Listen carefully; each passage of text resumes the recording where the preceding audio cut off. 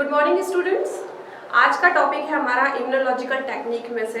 Immunological technique वो technique होती है जिसमें बहुत सारे बायोकेमिकल टेस्ट होते हैं, खासतौर पे उन बच्चों के लिए जो एमएससी कर रहे हैं, बीएससी कर रहे हैं और उसमें उन्हें बायोटेक, खासतौर पे मतलब जो बच्चे जो एमएससी बायोटेक और माइक्रोबायोलॉजी से कर रहे हैं, तो माइक्रोबायोलॉजी और बायोटेक्नोलॉजी में इम्यूनोलॉजिकल टेस्ट्स की सीरीज होती है जिसमें हम एलाइजा को पढ़ते हैं। तो आज का जो हमारा टॉपिक है वो है एलाइजा, जो कि एंजाइम लिंक्ड इम्यूनोसॉर्बेंट एसे। बोर्ड पर नाम लिखा है, आपको दिख रहा होगा, एंजाइम लिंक्ड इम्यूनोसॉर्बेंट एसे।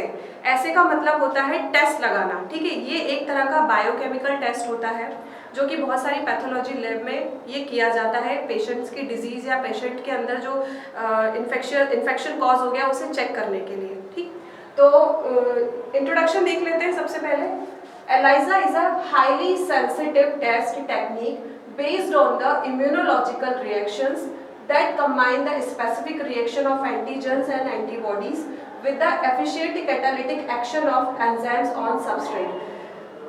डेफिनेशन से ये समझ आ रहा होगा आपको, ये एक तरह की पहली चीज तो मैंने बताया कि इम्यूनोलॉजिकल टेक्निक है जो कि क्या करती है, एंटीजन, स्पेसिफिक एंटीजन और एंटीबॉडी के बिटवीन कैटालिटिक एक्शन के थ्रू और एंजाइमेटिक रिएक्शन के थ्रू हमको रिजल्ट्स देती है। यानी कि एंटीजन और एंटीबॉडी के बीच में इंटरेक्शन होता है और उससे हमको क्या मिलता है, उससे हमको रिजल्ट्स मिलते हैं। अब एंटीजन और एंटीबॉडी, आप नाम काफ़ी आप सुने होंगे, अभी कोरोना सेशन जो चल रहा था, कोरोना सीजन हमारा चल रहा था, तो उस समय एंटीबॉडी, एंटीजन्स, ये नाम काफ़ी आप इन सब से दो चार हुए होंगे। तो एंटीबॉडी क्या होती है और एंटीजन क्या होते हैं, मैं बता देती हूँ पहले कि एंटीजन वो प्रोटीन्स होते हैं या वो पार्ट होते हैं जो कि हमारी बॉडी या कोई ह्यूमन बॉडी पर आकर के उसे बीमार कर देते या उसके अंदर इन्फेक्शन कॉज करते, जैसे बैक्टीरियल इन्फेक्शन हो गया, वायरल इन्फेक्शन हो गया या फंगल इन्फेक्शन हो गया, ठीक। और एंटीबॉडीज क्या होती है, जैसे ही एंटीजन कोई ह्यूमन बॉडी के अंदर आता है, ठीक, तो हमारे अंदर का एक प्रतिरक्षा तंत्र होता है जिसको हम इम्यून सिस्टम बोलते हैं, तो वो धीरे धीरे एक्टिवेट होता है और उससे लड़ने की शक्ति हमें प्रदान करता है। तो लड़ने की शक्ति के लिए वो क्या करता है, एंटीबॉडीज का प्रोडक्शन स्टार्ट कर देता है। ये प्रोसेस बहुत थोड़ा धीरे धीरे चलती है, जैसे एंटीबॉडी डेवलप होती है, ठीक। और इस मेथड का जो खासतौर पे एलाइजा टेस्ट जो होता है वो एक तरह की बायोकेमिकल टेक्निक होती है जिसका इस्तेमाल एंटीजन और एंटीबॉडी सीरम या सैंपल में मौजूद, सैंपल या सीरम जो होते हैं हमारे, उसमें मौजूद एंटीजन और एंटीबॉडी को डिटेक्ट करने के लिए इस एलाइजा टेक्निक का इस्तेमाल किया जाता है।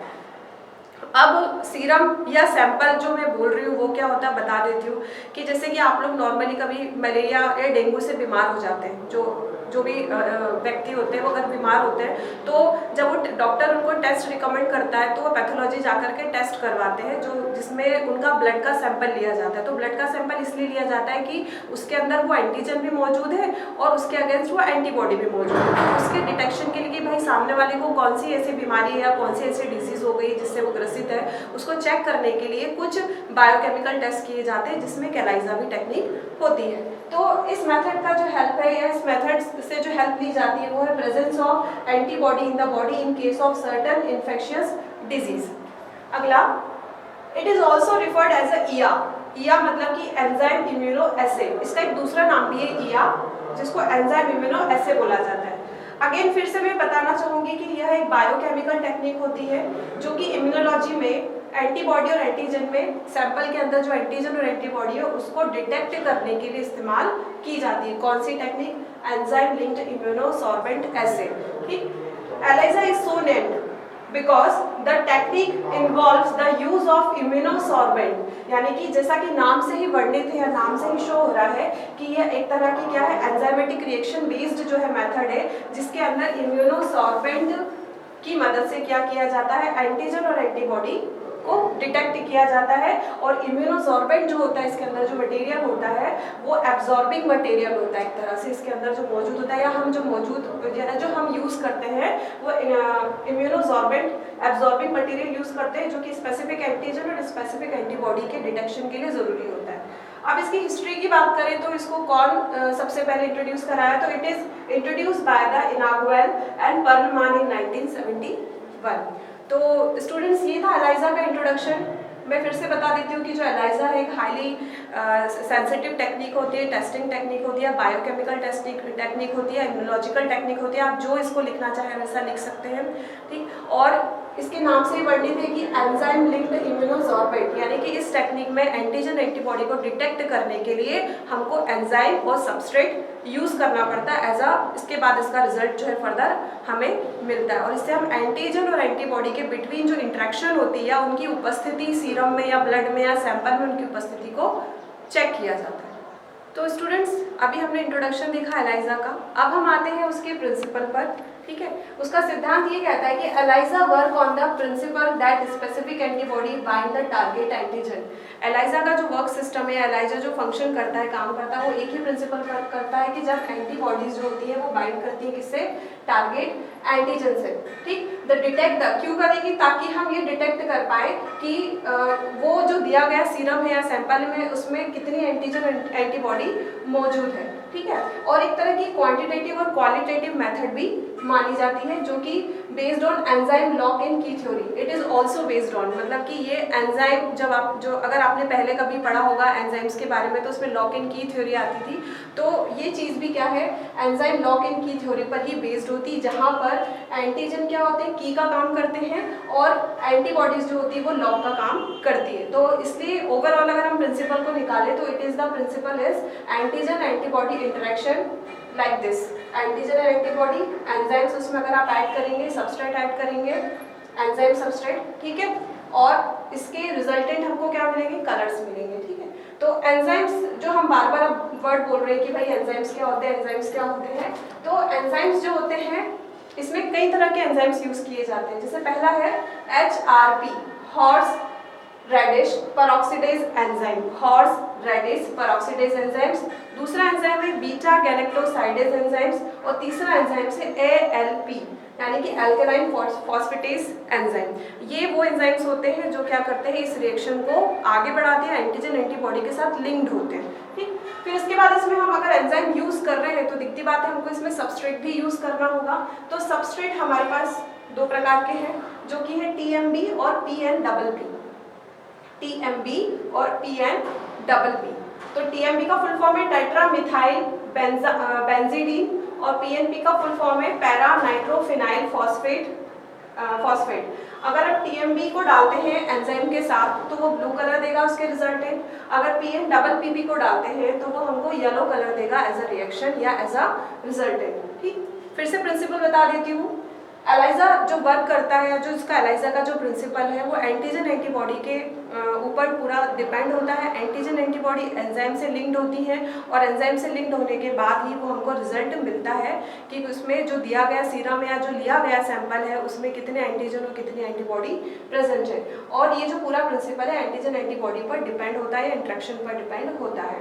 एंजाइम्स इसमें कई तरह के यूज करे जाते हैं जब इसको फर्दर टेस्टिंग की जाती है और इसकी जो टेस्टिंग किट होती है वो मार्केट में अवेलेबल होती है, जिसे पैथोलॉजिस्ट आसानी से यूज करके प्रैक्टिकल करते हैं, ठीक।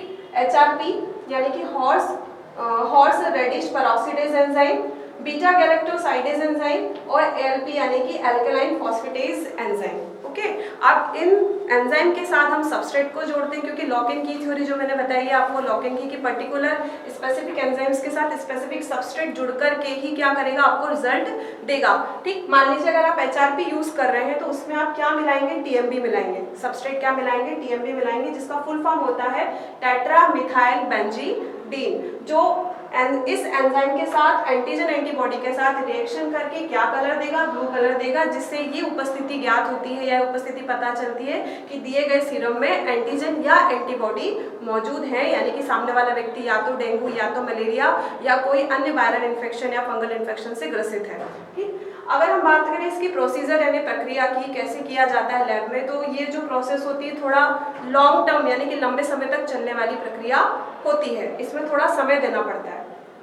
तो इस टेस्ट में क्या करते हैं हम, सबसे पहले प्लेट का इस्तेमाल करते हैं, एक प्लेट का इस्तेमाल करते हैं जिसको बोला जाता है माइक्रो टाइटर प्लेट जो कि किस चीज की बनी होती है, जो बनी होती है पॉलीस्टाइरीन या पॉलीविनाइल की बनी होती है। पॉलीस्टाइरीन पॉलीविनाइल क्या है भाई, ये एक तरह के एब्जॉर्बिंग मटेरियल होते हैं जो हमारे सैंपल या सीरम जो हमने प्लेट के ऊपर लोड किया है उसको एब्जॉर्ब कर लेते हैं। क्या कर लेते हैं, उसको एब्जॉर्ब कर लेते हैं ताकि हमारा सीरम या सैंपल डिस्टर्ब ना हो और हमारी रीडिंग जो है वो फॉल्स ना आए। अब हम क्या करेंगे, ये माइक्रोटाइटर प्लेट ले लिए हमने, जिस पर बहुत सारे, आप गूगल करके भी देख सकते हैं कि माइक्रोटाइटर प्लेट कैसी दिखाई देती है, प्लास्टिक की बनी होगी, उसमें वेल्स बने होंगे इस तरह से।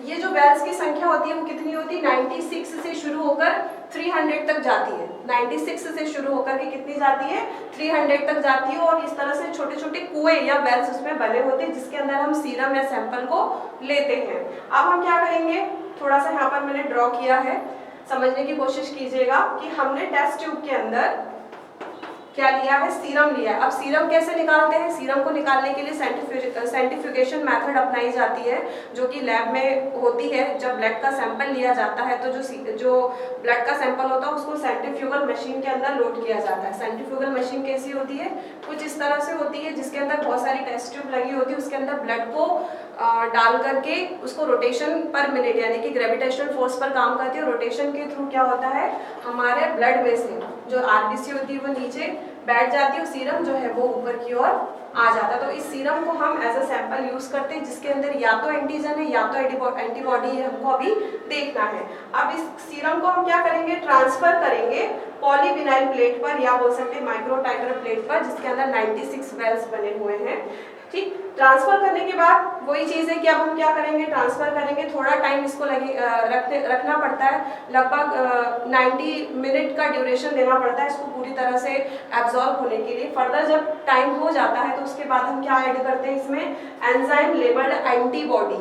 एंजाइम लेबल्ड एंटीबॉडी को कुछ इस तरह से ड्रॉ करते हैं या फिर आप देखोगे कुछ इस तरह से ड्रॉ किया जाता है एंटीबॉडी को और इसके ऊपर एंजाइम लेबल्ड होती है। ठीक, वो आप इसके ऊपर ऐड करेंगे। फिर क्या डालेंगे, आप इसमें सबस्ट्रेट डालेंगे। सबस्ट्रेट मैंने बताया इसमें से आप ले सकते हैं कोई सा भी। फिर इसके बाद क्या होगा, सबस्ट्रेट के अंदर क्या होते हैं, क्रोमोजन होते हैं यानी कलर एक्टिवेटर होते हैं। तो वो क्या करेंगे, ये सीरम यानी जो एंटीजन और एंटीबॉडी इसके अंदर मिक्स है उसके साथ मिक्स होकर के, उसके साथ घुल करके या मिक्स होकर के क्या करेंगे, हमको क्रोमोजोम को एक्टिवेट करेंगे और क्या कलर करेंगे, कलर प्रोड्यूस करेंगे, ब्लू कलर आएगा उसका। ठीक है स्टूडेंट्स, तो प्रोसीजर फिर से बता देती हूँ। हमने माइक्रोटाइटर प्लेट ली है जो कि पॉलीविनाइल और पॉलीस्टाइरीन की बनी होती है। ठीक, और इसका जो मटेरियल होता है, इसका जो प्लास्टिक होता है वो कैसा होता है, एब्जॉर्बिंग होता है, यानी कि जो सैंपल हमने लिया है वो एब्जॉर्ब कर लेता है अच्छे से। फिर सीरम जो लिया है हमने उसके अंदर एंटीजन एंटीबॉडी है, उसको हम लोड करेंगे उस माइक्रोटाइटर प्लेट पर, कुछ मिनट के लिए रखेंगे एब्जॉर्ब हो जाए ताकि, उसके बाद हम उसमें ऐड करेंगे एंजाइम्स और देन फिर सबस्ट्रेट। तो उसका जो क्रोमोजन है, सबस्ट्रेट के अंदर क्रोमोजन मौजूद होते हैं वो एक्टिवेट होंगे और क्या कलर बनाएंगे, मतलब कलर प्रोड्यूस करेंगे, जो कुछ भी हो सकता है, ब्लू कलर भी हो सकता है। तो स्टूडेंट्स ये थी हमारी प्रोसीजर। हेमंत,